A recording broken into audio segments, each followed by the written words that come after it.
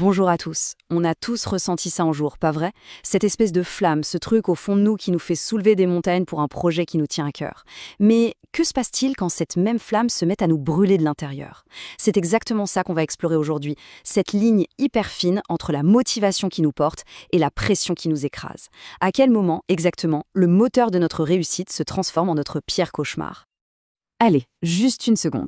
Pensez à cette passion qui vous dévorait, ce projet qui vous empêchait de dormir tellement vous étiez excité.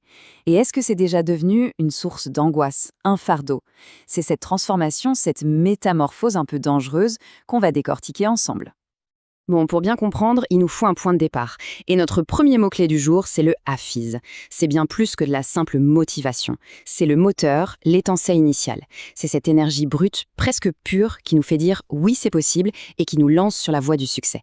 Gardez bien ces mots en tête. C'est un peu le héros de notre histoire. Mais voilà, comme dans toutes les bonnes histoires, le drame n'est jamais bien loin. Il arrive un moment où la magie s'inverse. Ce qui était notre plus grande force devient une faille dans notre armure. C'est à ce moment précis que le conte de fées a de fortes chances de virer au vinaigre. Alors, il est où ce fameux point de bascule? En fait, c'est assez simple à visualiser. C'est le moment où la balance penche du mauvais côté.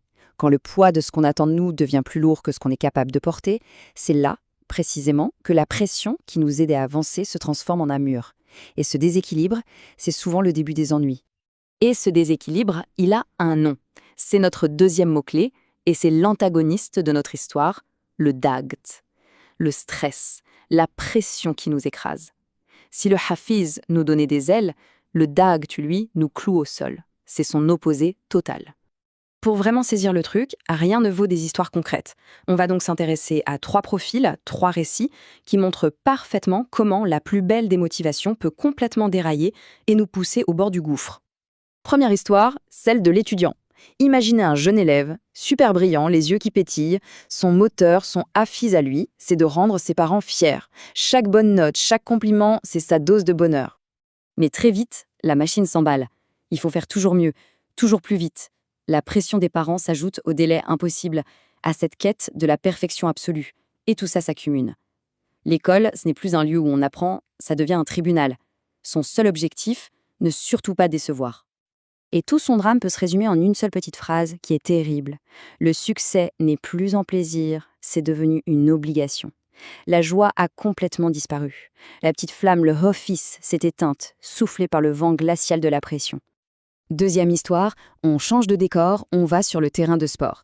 Voici l'athlète, un talent brut, une passion dévorante pour son sport. Au début, chaque compétition est une fête, une occasion de se dépasser, de s'amuser. Sauf que la fête ne dure pas. Très vite, il n'y a plus que l'obligation de gagner, à tout prix. La peur de l'échec devient panique, elle le paralyse. Et puis il y a les regards, des milliers de paires d'yeux fixés sur lui, le public, les coachs, les sponsors. Le terrain de jeu se transforme en arène, et là, l'erreur n'est plus permise. Et pour finir, notre troisième histoire, celle de l'entrepreneur. Un visionnaire avec une idée de génie, une énergie folle pour construire son rêve en partant de zéro. Son moteur à lui, c'est l'innovation, la création, bâtir quelque chose. Mais la réalité, elle, finit toujours par frapper à la porte. Les factures qui s'empilent, la charge de travail qui devient surhumaine, les nuits blanches qui deviennent la norme. Et le pire dans tout ça, ce sentiment terrible de perdre le contrôle. D'avoir l'impression que son propre rêve, celui qu'il a bâti de ses mains, lui glisse entre les doigts. Ok, on a vu les histoires, le quoi. Maintenant, on va plonger dans le comment. C'est quoi exactement le mécanisme psychologique qui est à l'œuvre derrière cette terrible transformation? Ce qui est fascinant, c'est que ça se passe presque toujours de la même manière, en 3 temps. Étape 1, un peu de pression, une pression saine qui nous aide à nous concentrer et à être meilleurs. C'est le bon stress. Étape 2, la pression devient trop forte. Là, c'est l'anxiété qui s'installe, l'épuisement qui pointe le bout de son nez. Et enfin, étape 3, la chute. Les performances s'effondrent et la santé, qu'elle soit physique ou mentale, suit juste derrière. C'est une véritable descente aux enfers, en 3 actes. Et ce tableau, il résume tout parfaitement. Regardez bien ce face-à-face. D'un côté, la motivation. Elle amène la concentration, l'énergie et au final, la croissance. Et de l'autre côté, son miroir déformé, la pression. Elle n'amène que l'anxiété, l'épuisement et au final, le burn-out. Ce sont vraiment 2 mondes, 2 destins opposés. Et ça nous amène à notre tout dernier mot-clé, le cœur du sujet, le ta'awul, La transformation, c'est ce passage, souvent invisible à l'œil nu mais toujours dévastateur, du beau temps à l'orage. Rien que de comprendre ce mécanisme, c'est déjà une énorme partie du chemin pour le maîtriser. Bon, en résumé, comment on fait pour naviguer dans ces eaux troubles? Il faut voir ça comme une sorte de boussole intérieure, avec des signaux d'alarme qu'il faut apprendre à repérer.